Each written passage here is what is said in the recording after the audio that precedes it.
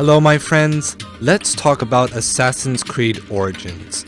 But first, did you know that when using the Facebook Messenger app, if you click and hold an emoji with a flesh tone image, you can actually change the tone or shade in a variety of options?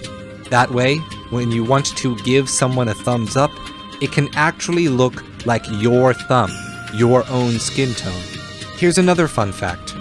Remember that early PlayStation 3 first-person shooter called Resistance: Fall of Man? Did you know that you can play through the entire story mode with 2 players? I'm sure you do remember that. But do you remember that when you do, that Player 2 character was a black man? Exactly the same character model, but dark-skinned. Given how much that game's story revolved around an attractive British woman telling us how significant the main character was to world history, my friends and I spent that entire game joking about how the European imperialists wrote other cultures out of history, just like they did in the real world. It was very immersive. But really, take a moment and try to think of a PlayStation 3 or Xbox 360 game that is both a Western game and has a main character that is not white. It's hard to do, isn't it? But isn't it odd that practically every human protagonist from that era is specifically a middle-aged white man with short brown hair and brown eyes? The most stereotypically middle-of-the-road generic person of European descent possible? Cole from the Infamous series, Joel from The Last of Us, the football players from Gears of War, the generic soldier model for Call of Duty and Battlefield. Sure, there is sometimes a non-white character present, but they are almost always a token character, someone who is just there so that a company can pat itself on the back for being inclusive. Sure, some popular Mary Sue characters exist from things like character creators in Mass Effect, or effectively cultureless figures like Master Chief from the Halo series, but those just never felt like enough to me. Hell, we still have the same thing today. Think about The Evil Within. Make a middle-aged, light-skinned, short brown hair, brown-eyed character model, and give him a slapped-on Hispanic last name, and bam, you get to have your white cake and eat it too, as long as you call it Castellanos. But you still get to wear your diversity stickers, so good job. And of course, we all know of the difficulty slider in South Park, The Fractured But Whole. I still have yet to see anyone who isn't dark-skinned in real life choose the most difficult setting in that game. And their reasoning is always the same. I want to play someone who looks like me. This isn't some industry secret either. They call it relatability. And common gaming industry belief structure held that people will want to play as someone who is most similar to themselves. And since white males make the majority of the population and the money in the market, every character becomes a generic white male. But over the end of the last console generation and this current console generation, that common knowledge has found itself to be largely misconceived. Both men and women tend to prefer stories with female protagonists. Movies like Get Out and Wonder Woman completely outperform the more conventional Hollywood affair. Games with complex character creators are used more to create original characters and idyllic images rather than to put ourselves in the game, other than perhaps us YouTubers who instinctively recreate their internet avatar whenever possible.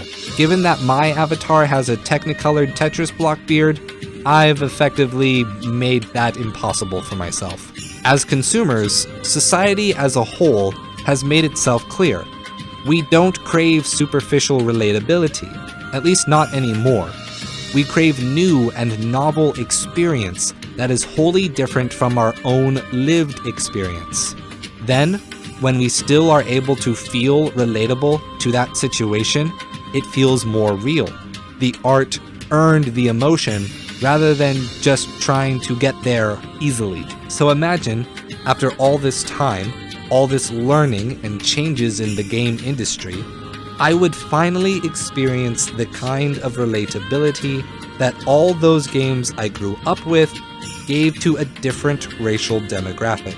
When playing Assassin's Creed Origins, I had a moment when I experienced, oh, I'm surrounded by people who look like me. Maybe it's because I have a soft spot for Egyptian mythology, thanks to playing both the Talos Principle and Horizon Zero Dawn. Maybe it's my philosophical romanticism that helps me also to identify with the Hellenistic peoples, and my unending desire for the Library of Alexandria to have never burned down. For all the fantasy worlds I have been a part of, all the magical races or alien species, games that went out of their way to look culturally diverse and true to life, all of those games felt either fantastically foreign or normal to life. But I don't experience relatability in my normal life. I am not surrounded by people who look like me.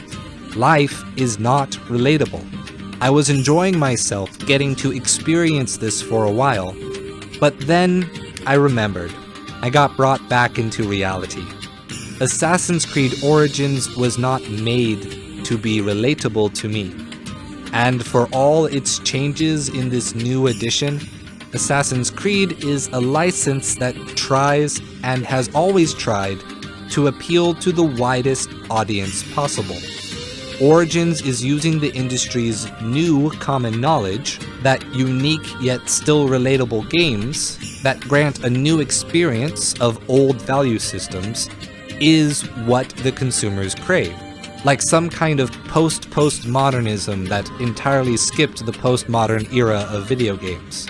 Now I find myself conflicted. Originally, I planned to praise the game for giving me this feeling, but after writing, I will pursue the rest of this game, looking for those values, and hopefully, I will find something to make another video for this game. Perhaps an actual philosophy video, rather than just this subjective moment of my own experience playing. Thank you for watching, my friends.